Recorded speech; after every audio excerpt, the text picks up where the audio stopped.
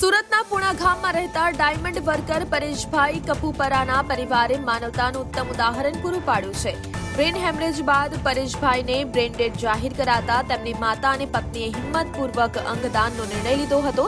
Diamond hospital અને જીવનદીપ organ donation ફાઉન્ડેશનના સહયોગથી લીવર, બે કિડની, એક હાથ અને બંને ચક્ષુઓનું દાન કરવામાં આવ્યું છે. ગ્રીન કોરિડોર મારફતે આ અંગો જરૂરિયાતમંદ દર્દીઓ સુધી પહોંચાડીને 6 લોકોને નવું જીવન બક્ષવામાં આવ્યું છે. Vipul Talaviya, Jivandeep organ donation foundation, Surat.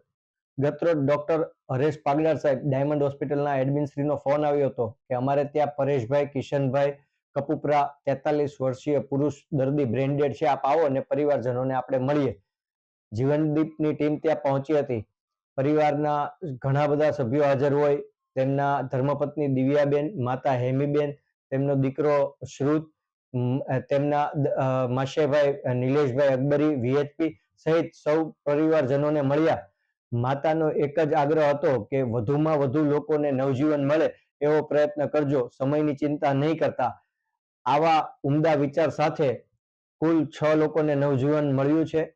બંને કિડની અને લીવરનું દાન IKDRC અમદાવાદ, એક હાથનું દાન કિરણ હોસ્પિટલ સુરત અને બંને આંખોનું દાન લોકદ્રષ્ટિ ચક્ષુ બેંક સુરત દ્વારા સ્વીકારવામાં આવ્યું હતું.